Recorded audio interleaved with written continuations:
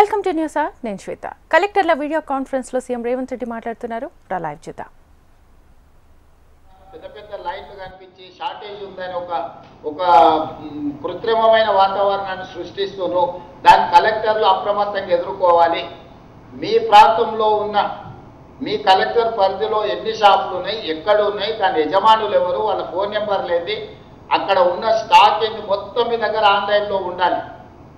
అక్కడ బయట వాళ్ళకు బోర్డు పెట్టి బోర్డులో వాళ్ళతోని రాపించి ఇంత స్టాక్ ఉంది మేము ఇస్తామని చెప్పి మీరు మొత్తం డిస్ప్లే పెట్టి ప్రజలకు అందుబాటులో పెట్టాలి. దాంతో ఏంటంటే ఎవరైనా అబద్ధాలు ప్రచారం చేయదలుచుకున్నా బోర్డు ఉంటే అది జనాలకు అర్థమవుద్ది. ఓహో ఇక యూరియా ఉన్నది, లేకపోతే ఇతర ఎరువులు ఉన్నాయి, సమస్య లేదు, మేము స్టాక్ ఎప్పుడు వచ్చినా తీసుకోవచ్చు అని.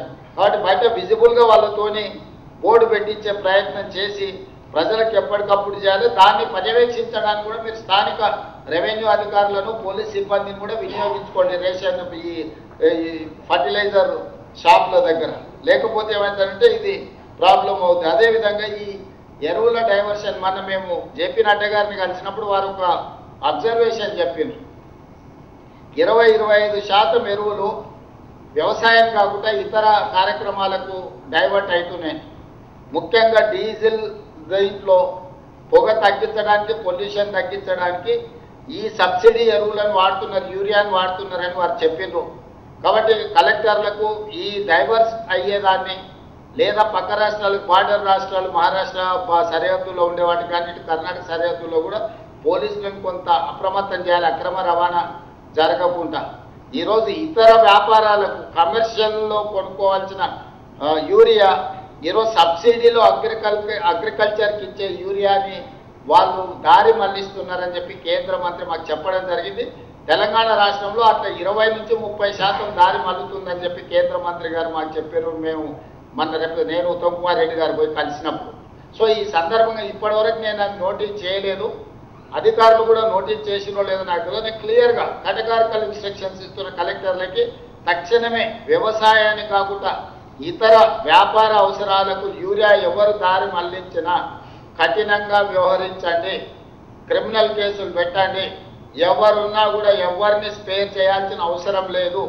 రైతుల కంటే మనకి ఇంకెవ్వరూ ప్రాధాన్యత కాదు. రైతులకు నష్టం జరిగే పని, రైతులకు కష్టం జరిగే పని ఎవరు చేసినా కూడా వాళ్ళని ఉపేక్షించడానికి వీల్లేదు. ఖచ్చితంగా మీరు వాళ్ళకి సంబంధించిన నిర్ణయాలు తీసుకోండి. తర్వాత ఈ యూనిట్లపై అంటే ఈ యాడ్ బ్లూ అండ్ డిఈఎఫ్ తయారీ యూనిట్లపై కూడా కఠినమైన అదే దీంట్లో ఒక నిఘా పెట్టి వీళ్ళ మీద కూడా చర్యలు తీసుకోవాలనేది కేంద్ర ప్రభుత్వం నుంచి మనకు ఆదేశాలు ఉన్నాయి. టోల్ ఫ్రీ నెంబర్ కూడా ఉన్నాయి. టోల్ ఫ్రీ నెంబర్ను కూడా ఫిర్యాదుల కోసం ఇట్లాంటివి వస్తుంది కదా, దాని కలెక్టర్లు అందరూ షాప్ల ముందర డిస్ప్లేలో రాపించి పెట్టండి. ముఖ్యంగా బస్ స్టాండ్లలో అక్కడక్కడ కూడా అవసరమైతే ఈ ఎరువులకు సంబంధించి ఏదైనా ఉంటే, ఏదైనా ఫిర్యాదు ఉంటే చేయడానికి టోల్ ఫ్రీ నెంబర్ని పబ్లిక్ ప్లేస్లలో కూడా మీరు దాన్ని కనిపించేటట్టుగా పెడితే దాంతో మనకు ఏదైనా కంప్లైంట్ వస్తే ఇమ్మీడియట్గా అడ్రస్ చేయడానికి ఉంటుంది. చివరగా రేషన్ కార్డులు అత్యంత ప్రతిష్టాత్మకంగా మనం కార్యాచరణ తీసుకున్నాం.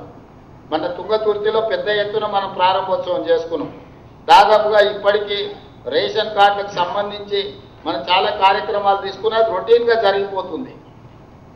ఈ రొటీన్గా జరిగే దాంట్లో 7 లక్షల పైన మనం కొత్త రేషన్ కార్డులను యాడ్ చేసి 31 లక్షల మంది దీంట్లో యాడ్ అయినరు. దాదాపు ఇప్పుడు రాష్ట్రంలో 96,95,000 రేషన్ కార్డులు ఉన్నాయి. దాదాపుగా 3,10,00,000 మంది రోజు రేషన్ ఉపయోగించుకుంటున్నారు. ఇంతకుముందు రేషన్ కార్డు కానీ రేషన్ షాపులు కానీ డిమాండ్ లేదు. దొడ్డు బియ్యం ఇచ్చినప్పుడు ఎవరు పెద్దగా దాన్ని పట్టించుకొని దొడ్డు బియ్యం తెచ్చుకున్న సందర్భాలు లేవు. అదేదో బ్లాక్ మార్కెట్లోనో మిల్లర్సో ఎవరో కొనుక్కొని ఎవరో పోయేది. ఇప్పుడు ప్రభుత్వం పౌర సరఫరాల శాఖ ప్రజలకందరికీ సన్న బియ్యం ఇవ్వాలని డిసైడ్ చేయడంతో ప్రతి వాడు ఖచ్చితంగా సన్న బియ్యం తీసుకుంటున్నాడు. ప్రతి మనిషికి 6 కిలోల చొప్పున 3,10,00,000 మందికి ఈరోజు తెలంగాణ రాష్ట్ర ప్రభుత్వం సన్న బియ్యం ఇస్తుంది. నిన్న మొన్న పౌర సరఫరాల శాఖ 3 నెలలకు ఒకేసారి సంబంధించిన రేషన్ ఇచ్చింది. దాంతో రేషన్ కార్డులకు విపరీతమైన డిమాండ్ పెరిగింది. 1 కొత్త రేషన్ కార్డులు, 2 ఉన్న పాత రేషన్ కార్డులలో పేర్లు తొలగించడం, పేర్లు చేర్పించడం, ఇవి ప్రధానమైన అంశాలు. వీటికి సంబంధించి పూర్తి స్థాయిలో కార్యాచరణ తీసుకోవాలి, అందరి సమస్యలను అడ్రస్ చేయాలి.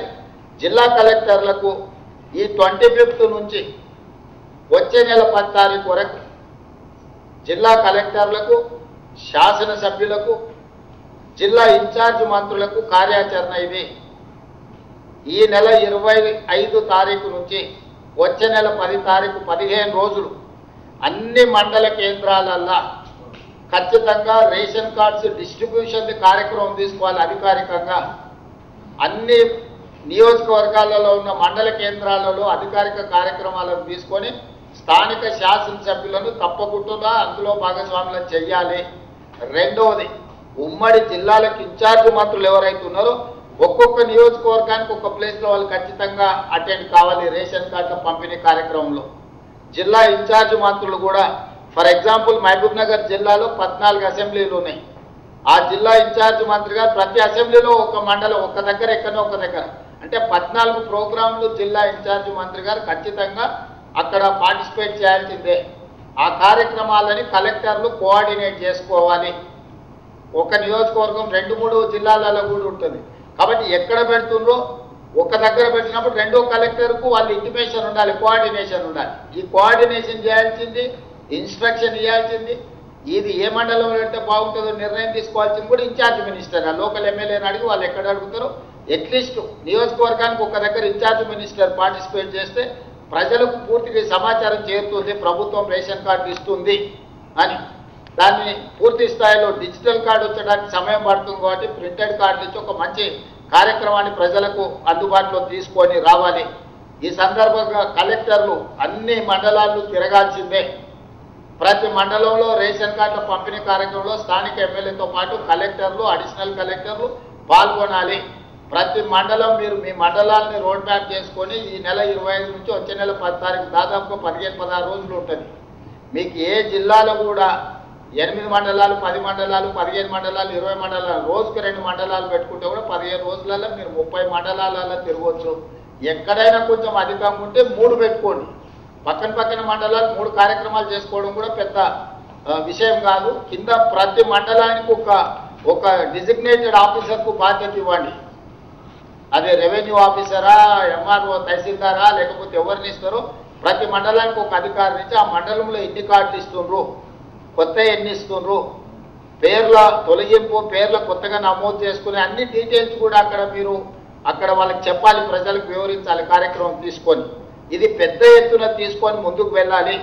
జిల్లా ఇన్ఛార్జ్ మంత్రులు కూడా ఖచ్చితంగా దీన్ని పర్యవేక్షించాలి. ఎందుకంటే దాదాపుగా 3,12,72,988 మందికి ఈరోజు మనం సన్నబియ్యం ఇస్తున్నాము. 96,95,299 కార్డులు ఇప్పటి వరకు. సో ఫ్యూచర్లో కూడా ఎట్లా ప్రజల అవసరాలు ఉంటే అట్లా కొత్త కార్డు ఇచ్చుకుంటూనే పోతుంటాము. కాబట్టి ఈరోజు సన్నబియ్యం ఇవ్వడం వల్ల రేషన్ కార్డు విలువ, రేషన్ షాపు విలువ పెరిగింది.